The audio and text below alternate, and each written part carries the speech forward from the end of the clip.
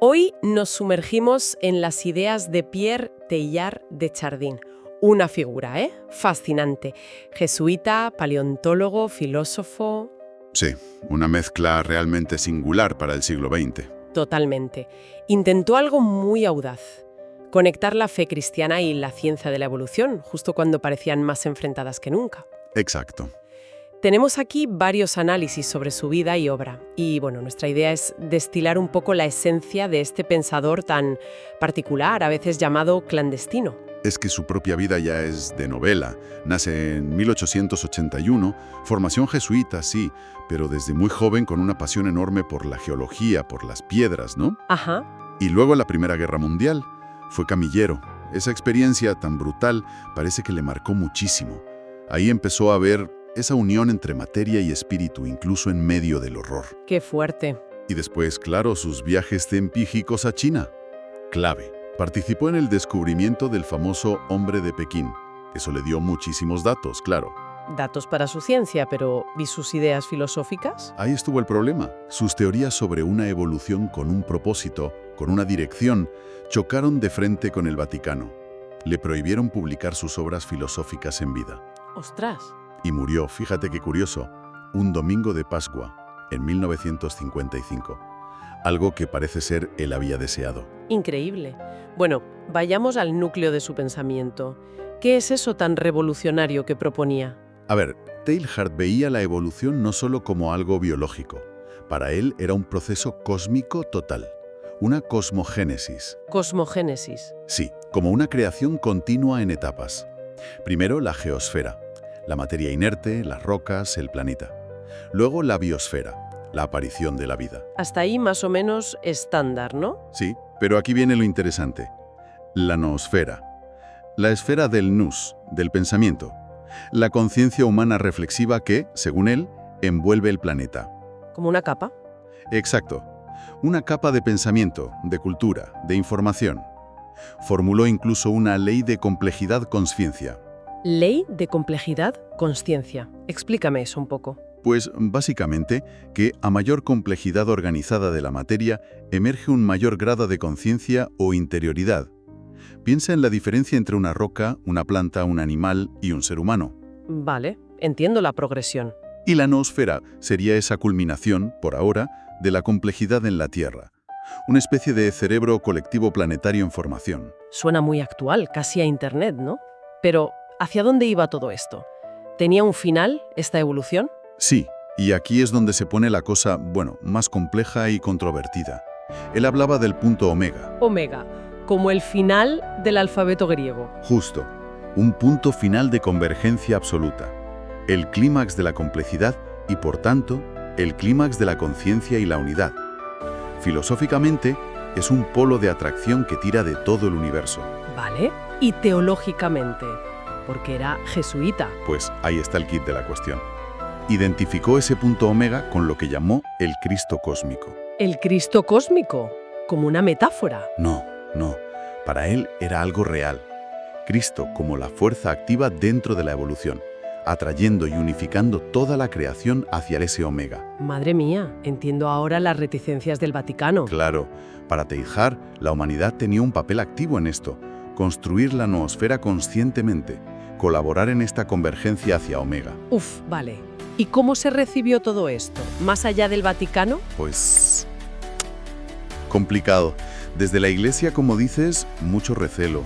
Hubo un monitum, una advertencia oficial en 1962. Señalaba ambigüedades, posibles errores. ¿Cómo qué? ¿Qué les preocupaba exactamente? Principalmente, el riesgo de panteísmo, de diluir la diferencia entre Dios y el mundo. ¿Y cómo encajaba en todo esto el pecado original tradicional, por ejemplo? Lógico. Pero, ojo, también hay que decir que papas posteriores como Pablo VI, Juan Pablo II, incluso Benedicto XVI, valoraron aspectos de su visión. Su intento de diálogo, su mirada integradora. Pero espera, si era un paleontólogo con prestigio por su trabajo en China y tal, ¿qué decían sus colegas científicos? ¿Cómo veían esta mezcla de ciencia y misticismo cósmico? Muy buena pregunta.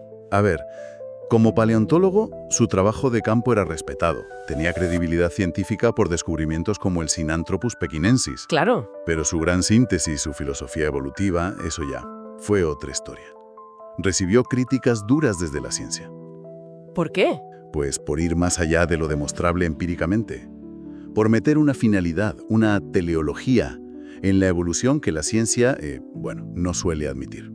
Acusaciones de ser poco riguroso, quizá. Sí, críticos como Peter Medawar o Jacques Monod le reprocharon falta de rigor, conceptos vagos, pero también hubo científicos importantes como Julian Huxley o Theodosius Dobzhansky, que sí apreciaron su esfuerzo, Que apreciaban. pues su intento de dar un sentido más amplio, más unificador a la evolución. Aunque no estuvieran de acuerdo con todo, veían valor en esa perspectiva integradora. Vale, entiendo. Un figura compleja, con luces y sombras en su recepción. ¿Y hoy qué nos queda de Teilhard? ¿Tiene alguna vigencia? Pues yo creo que sí, y sorprendentemente mucha en algunos aspectos. La idea de noosfera, por ejemplo, Sí, lo comentábamos antes. es que resuena muchísimo con la era de Internet, la globalización digital, la inteligencia artificial.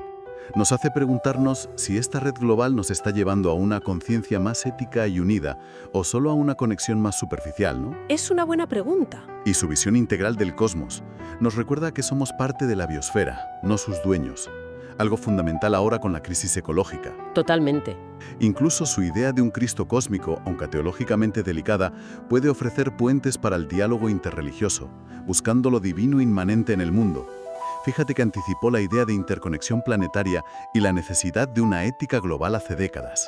Viéndolo así, fue un adelantado a su tiempo en muchas cosas. En cierto modo sí. Entonces, para resumir un poco, Teilhard nos dejó esta visión, pues eso, audaz del universo como un proceso que se mueve, que tiene un sentido y donde la ciencia y la fe podrían caminar juntas. Eso es, un intento, con sus controversias y quizás sus límites, de encontrar a Dios actuando desde dentro de la propia evolución cósmica. Un enfoque muy distinto al tradicional. Sí, su sistema tiene esa potencia integradora, pero también puntos flacos, claro. Aún así, nos da como una gramática para pensar la unidad de lo real, y nos dejó un concepto importante.